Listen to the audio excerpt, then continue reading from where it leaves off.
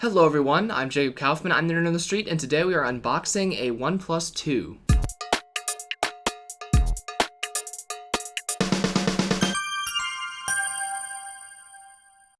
So I mentioned in previous videos that my phone contract was up this month. I got my current phone, my LG G2, 2 years ago now, and it's been a great phone. However, I kind of like to have the latest and greatest stuff because I'm just a technology nerd. That's kind of the whole point of this channel. So yeah, my contract was up, and I was looking at different phone options available, and I was really considering the LG G4, the LG V10 once that was announced, and I was actually seriously considering the Nexus 6P as well. However, in a surprising turn of events, my family actually left AT&T, and we're now using Ting, which is a month-to-month phone carrier.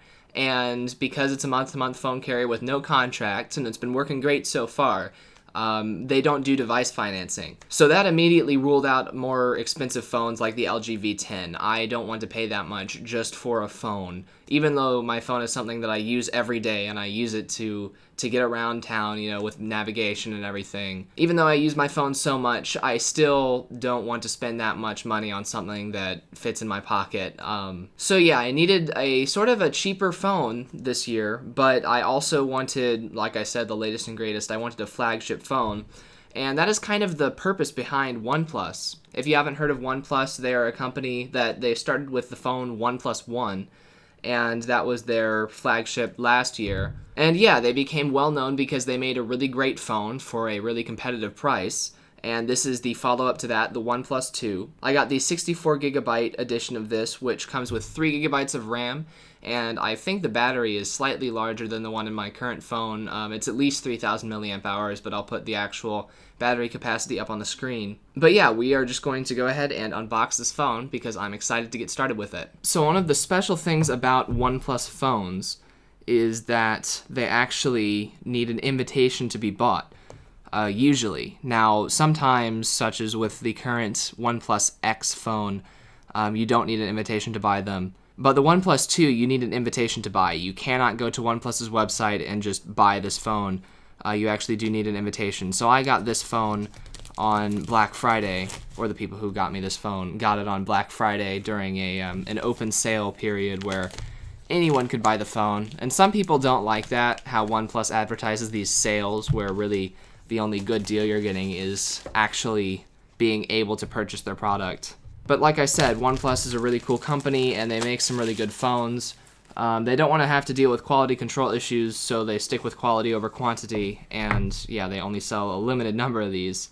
So that's one of the other things that makes this phone really cool. So this box is rubberized. As you can see on the front, we've got OnePlus 2 written there.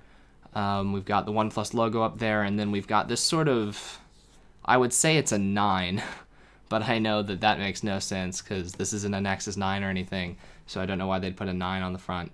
But we've got some sort of spirally design there on the front of the box and on the side there. And the bottom also has some lines and stuff on it. On the back, it has a small QR code. It has some codes that I'm not going to show you, and then it says includes OnePlus 2, USB-C to USB cable, and power adapter. And this phone does work on CDMA and GSM networks and LTE functionality. So yeah, we are going to go ahead and open this thing. Alright. This is the first time that I've actually unboxed a phone because usually, like I said, we purchase through AT&T and they unbox the phone and put the SIM card in for you. So yeah, this is pretty cool. So we've just got a plain white top to that box. Set that off to the side, and then here, actually gonna spin this around, we have the OnePlus 2 right here at the top of the box. We are going to go ahead and there's a tab at the bottom. I'm gonna pull out the OnePlus 2. All right, interesting. So we're gonna set that off to the side like usual. Actually, no, we're not. Let's make this a unique unboxing. We're actually gonna look at the phone itself first. So there's this plastic around it. We'll go ahead and peel that off. The tab that you use to take the phone out of the box, the same tab to take the plastic off, it looks like. Oh no, there's a couple other tabs too, actually. And this is a pretty solid phone. This is, like I said, I've been using the G2 for 2 years, so I'm actually gonna go grab my G2. I do have to say this is a very it's a very sturdy plastic. Like usually this plastic that you peel off is really like cheap. But this is actually a pretty heavy duty plastic just for covering the phone up. I might actually keep it in case I ever want to repackage the phone. All right, so wow. So the plastic off to the side. Now we have the OnePlus 2. And it's got the sandstone black on the back of it, and that's an interesting texture there. I also picked up a style swap cover, the Kevlar. Sort of looks like carbon fiber there. And, you know, I just thought, hey, it's not every day you get to buy a OnePlus 2, so went ahead and got that.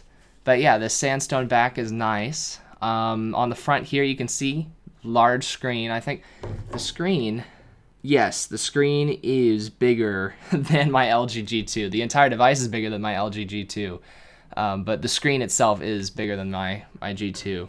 So yeah, this is going to take some getting used to because the LG G2 has those power buttons on the back, and that's one of the reasons I was considering the Nexus 6P was because the Nexus devices, the new Nexus devices, have fingerprint buttons in the back right where this power button is on the G2. So if I try and put my finger there on the OnePlus 1, I'm just going to be putting my finger right over the camera lens, and you don't want to do that. So it'll take some getting used to hold this device and to not put my finger on the back because, yeah, I've been using this for 2 years, and I absolutely love the button being on the back. I just thought it was an intuitive thing for them to do, putting that button on the back. So, yeah, going to be switching back to the normal way of using phones, finally.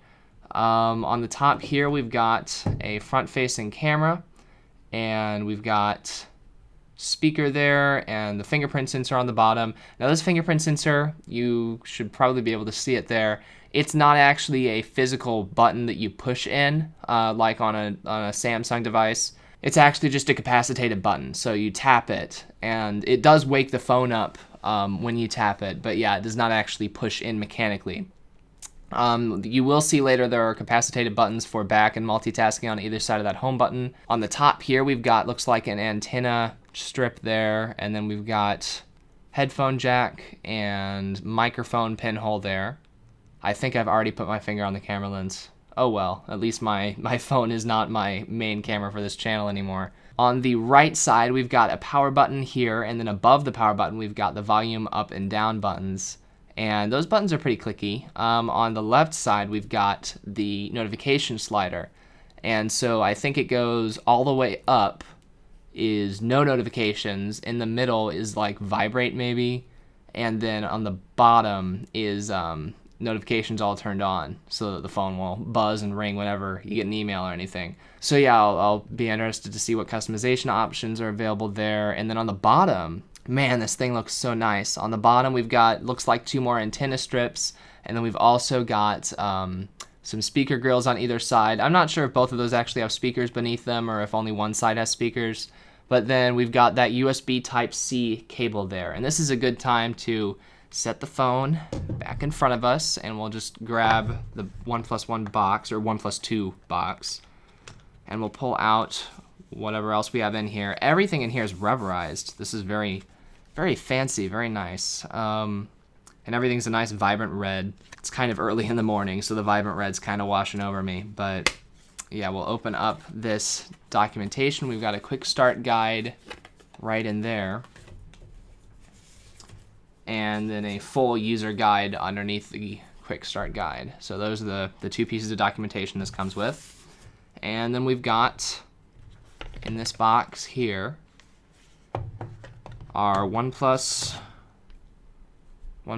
2 charger, and it looks like it's got some plastic around it, but I can't be sure because it might just be rubberized like everything else. This red is not rubberized, that's hard plastic. Pretty darn sure that this is, I'm taking a gamble and I'm gonna peel off that there. Yeah, that was just a plastic covering.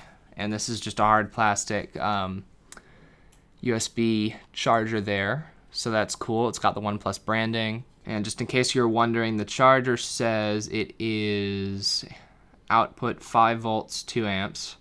So yeah, cool. And then here we've got one of the other cool features of this phone is that this phone comes with a USB Type-C cable. So phones in the past have always come with the micro USB cable. Android phones, at least, have come with the micro USB cable to connect to computers and chargers and things. This phone is one of the very first that has a USB Type-C cable. Now, this is not a fast charging cable like the Nexus devices have, and the Nexus devices also have USB Type-C. But still, I think it's cool that this has USB Type-C because we're going to be seeing this plug everywhere in the next few years. So yeah, I'm going to set that down right there. I'm going to unwrap this cable here, and this is a flat cable that is supposed to prevent tangling. So that's awesome. And on the one side, we've got this weird, you might be wondering what this is. This is a USB 2.0 plug, and that plugs into your computer. It looks different than most USB 2.0 plugs, but yeah, you just plug it in either way, right into the USB port on your computer, wherever the open side is. And then it's just half as thick as most USB plugs. Kind of strange that they didn't just put a USB 2.0 plug on this. Because even USB 3.0 on computers, like, doesn't look like this. I don't know. You guys know what a USB port is supposed to look like. But yeah, that just, you stick it into the USB port where it fits, and then apparently it works. So on the other side here, we've got a little cover, a rubber cover over the USB Type-C cable. So I just took that off. And as you can see, USB Type-C, it'll plug in this way, okay? And then you unplug it, and you can turn it around, and it also plugs in that way. So it's completely reversible. And that's one of the cool features of USB Type-C, is that you don't have to worry about which way you're plugging it in. So that's great. Very convenient, because yeah, I can't tell you how many times I plugged this in the wrong way. Even though, like, really it shouldn't be that difficult to remember that the larger side of the USB cord is supposed to be on the bottom, the larger side of the port is on the bottom. It makes sense, but then you've got that one device that it's on the top and not the bottom. You've got that one phone or that one tablet that the USB port's flipped over on, and so that messes you up whenever you're plugging in your USB ports to anything because you're not sure which way it's supposed to go. Yeah, USB Type-C, completely reversible. So this is a really nice phone. This does come with a screen protector already on the front. And I am not a fan of screen protectors, actually. I'm not a fan of phone cases. I think that the phone, you know, people spend a lot of time designing these phones, and I don't like to mess that up. I like to use the phone as they intended, so I don't put cases on my phones, and I usually don't put screen protectors on my phones. But in this case, I'm going to leave the screen protector on because, like I said, people design these phones to be a good experience, and the people who designed this phone are the people who put that screen protector on there. So if the people who sold me the phone thought that it was important enough to put the screen protector on there, and they thought that that screen protector was good enough quality to put on there, then yeah, I'll leave that on there. But I did want to say that because I know that a lot of times devices come with plastic on the front, but you're supposed to peel it off. So yeah, I just wanted to address that that is supposed to be on there. You're not supposed to take that off. So this is a really nice sandstone texture. It's rougher than I thought it would be. Yeah, on the back, you've just got your laser autofocus, dual tone flash, and camera itself there. I'm going to go ahead and turn this thing on. So I'm going to hold the power button down, and it buzzed. And we've got OnePlus powered by Android there. We've got a little OnePlus logo. It's changing between different shapes.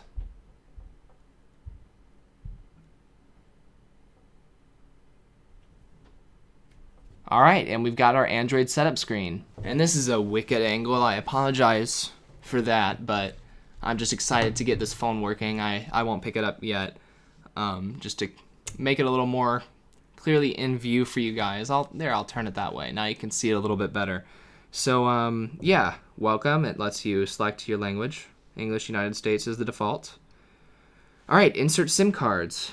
Read the instructions that came with your phone. Okay, it'd be nice if you put the instructions on the screen, but yeah, I guess I gotta go to the quick start guide. So, nano SIM slot. So you gotta take the back off, and this is in another language. Oh, okay, so this is FCC stuff. We've got FCC regulation, CE, and India. So those are an interesting trio of regulations there. But yeah, that quick start guide doesn't really tell you how to put the SIM card in. The user guide might. Trademarks, battery precautions, driving safety, radio frequency exposure, which I know all about. I put my phone into airplane mode whenever it goes in my pocket. Return policy. All right, so these documentation bits really don't do a lot for you. I'm just gonna go ahead and turn the screen off, and I'm just gonna pop the back off. Now I do want to feel this and get a good feel for it with the default backing on it, and it's actually a nice feeling back. So I'm not sure if I want to put the other cover on it yet. But if I've got to take the back off, I feel like I might as well try the other cover while we're at it. So yeah, we'll go ahead and how do we unbox this thing? Alrighty. Not the cleanest unboxing in the world, but that's literally what the box said to do. It had a little peel symbol, at least it looked like. And I don't imagine that there's any reason you need to return something like this unless all of those little notches. You can see all the notches there that, boy, this is weird. See all the notches there that connect this to the phone. Interesting that they put that swirly design behind this phone where you cannot possibly see it while the case is in the packaging. All right, so this is actually different than I expected. I thought this would be rough too, but this is actually, I mean, it's rubberized, but there's no texture at all to this Kevlar. That's really interesting. So I might stick with the sandstone for now, just because, yeah, I thought that there would be more texture to that. See, you can see the, if we focus here, there we go. You can see the lines here. As I'm running my finger across this, if my eyes were closed, I would not be able to tell you that there are lines on this. It's completely smooth. So yeah, just so you know, that's completely smooth. This is very rough. As you can probably tell there if we focus. All right, there we go. So yeah, I'll go ahead and take this case off.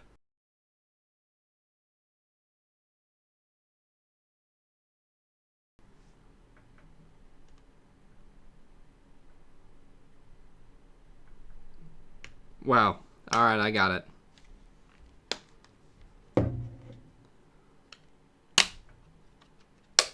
Well, that was incredibly annoying. Alright. Looks like it came off, and I don't think I broke any of the little plastic bits inside of there. But yeah, that was harder than it should have been to take that off, and I kind of marked up the outside of the phone right around where that space to remove the back cover was. So yeah, that was, yeah, harder than it should be. OnePlus people. But yeah, here we've got a little drawer that comes out. And there's 2 SIM card slots and little placeholders were in both of them. I'll keep a placeholder in the second one. There.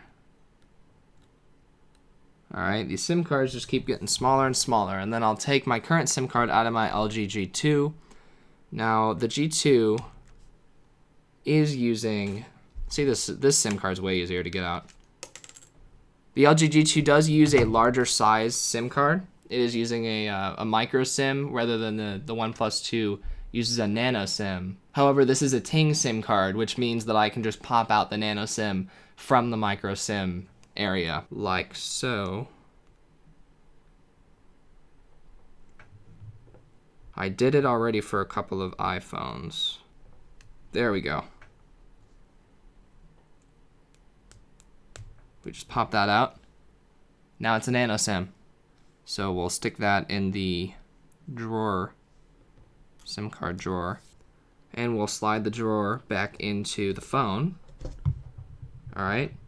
And since we went through all the trouble of taking this back off, even though it feels really nice, I am going to go ahead and give the Kevlar one a try, just because, you know, I've got it. So I'll stick that on.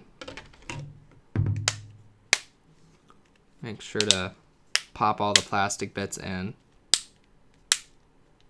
Alright. And now that I've got fingerprints all over the screen, we will continue setup. So, wow, I'm not sure. I'm just not used to holding this phone. I don't think the Kevlar back might have made the phone slightly heavier, which I like, but it might just be the phone itself. So yeah, I already inserted SIM card. I'll go back, forward. All right, so it recognized. Wow, I just put my finger on the camera again because I'm used to holding the phone that way. Select Wi-Fi network. I will select that. I'll put my password in. We've got the Google keyboard, or at least something very similar to it. So we'll go ahead and obtain our IP address there. Connected.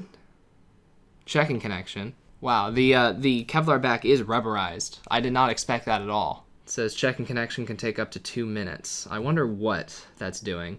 When I touch the screen, you can see these lights down here light up. Those are the capacitive buttons, however you say it. So one of these is back, one of them is multitasking. The reason why they're both just lines for the lights is because you can actually switch them or assign them to different functions if you want. So they didn't want to put like a back arrow if you're going to use that button for multitasking. But yeah, you can customize the button layout, even though they're hardware buttons, which is pretty cool. It's another thing I like about OnePlus is that a lot of phone manufacturers, like LG, they put a lot of crap onto their phones, and if it weren't for CyanogenMod, I don't know if I could have used the LG G2. I probably could have used it, but I wouldn't have enjoyed it as much if it didn't have CyanogenMod on it. The OnePlus phones, the first one, the OnePlus One, actually shipped with a special version of CyanogenMod. This one doesn't. This one comes with OnePlus's custom ROM Oxygen OS. But yeah, it's pretty similar to CyanogenMod, and basically it's just stock Android with a few like privacy tweaks and just like hardware functionality tweaks like the button changing. So yeah, that's another reason I chose this phone, is because even though it's, not a lot of people have it, so it might not get official CyanogenMod support, I think I'll be able to actually stick with Oxygen OS on this and not hate it. Because I've got CyanogenMod on this. I had Paranoid Android on my Nexus 7. And then my Samsung Galaxy Tab, I don't have CyanogenMod on right now. I've got just whatever Samsung put on it right now. But I'm constantly getting annoyed at the built-in Samsung apps always sending me notifications for everything. So yeah, really glad that OnePlus doesn't bundle a whole lot of crap. Taking too long? Try going back and connecting to a different network. I know for a fact that... Alright, it says we're connected to my Wi-Fi network, so... Oh, great. Now I can't skip it anymore. It was giving me a skip option. We'll go back. Yeah, I mean, it says it's connected, so... Guess we just gotta wait the 2 minutes again, and then I'll click skip. Unless I don't know if I was supposed to restart the phone after I inserted the SIM card, but I mean, it detected the SIM card, so... We've got bars. I probably still have to set the APN because I'm using a weird carrier, but now I gotta wait 2 minutes again. This could be nicer. I don't think that this is working how it's supposed to work, because I know that my Wi-Fi is working. I just looked up a bunch of videos on how to take that SIM card out, or take the back off at least, on my G2, so I know that my Wi-Fi is working. I don't need OnePlus to verify that for me. And yeah, it's not going to get a data connection with the carrier until I set the access point name. So if that's what it's trying to check, then yeah, that's just not going to happen yet. Yeah, I do like the rubberized back now that I'm holding it a little more. I was just surprised because I thought it would be rougher than what it is. Like I said, the back is completely smooth, if a little rubberized, but yeah, that sandstone back is actually, aside from the scratches I just put in it removing it, it's actually nicer than I thought it would be. It's rougher than I thought it would be, and that's what people say that I've heard online. They all say it's rougher than they thought, so I'm gonna put this down because it's doing wireless stuff. Alright, taking too long, try going back. No. Gonna go ahead and skip. If you skip, your phone won't have an internet connection. You won't get software updates. You can't access device protection features. The problem is it's connected to my Wi-Fi. So OnePlus, this is a problem. You need to change this. Because, yeah, I know for a fact that my Wi-Fi is working just fine. So yeah, I'll put in my name, Jacob Kaufman. Next. We get a little click when we click, little sound. Oops. All right. Android device manager. Okay, so we're gonna set a pattern. I know you guys can probably figure out my pattern pretty easily. All right. Hide sensitive notification content. And do not use Google's location service. Do not improve location services. Do not send diagnostic information. And OnePlus setup. So now we're to the OnePlus area of the setup. Navigation control. So you can use software buttons on the screen, or you can use hardware buttons. I'm going to stick with the hardware buttons for now. Hopefully they work okay. But I do like that you can switch it to software buttons if you ever need to, because I did get very used to the software buttons on the G2. So we'll go next. Gestures allow you to perform operations when the screen is off. Double tap to wake is a must. Once again, the G2 spoiled me. I need double tap to wake now. And hopefully to sleep, but I don't know if double tap to sleep is here or not. We don't need any of the other gestures. They're just kind of gimmicky. Which input method? You can use Swift key or Google Keyboard. I'm going to go with Google Keyboard. Yeah, well, Google Keyboard has swiping functionality now, so yeah, I'll go with Google Keyboard. Shelf, I do want to enable Shelf. I think that Shelf is better than Samsung's whatever they have to the left of their home screen. I think it's better than Google Now. It's just a little area with widgets. And setup complete. Okay, so now we are to the home screen. Welcome. Touch and hold background to customize. So there's nothing, there's only one page of apps there. And then over here we have Shelf. And yeah, you get frequent apps, frequent contacts, and then you can put widgets here, I think. So yeah. Yeah, this isn't a review or anything. Oh, we've got a new version of Oxygen OS to download. Not a review or anything, but yeah. I just wanted to show you setting this device up, and I will set up the fingerprint sensor later. Oh, I don't know why I set a pattern when this thing has a fingerprint sensor, but yeah. That was all for this video. I just wanted to take that out of the box and show you guys what it's all about. So, I'm Jacob Kaufman. I'm the Nerd in the Street, and I will see you guys later. Bye.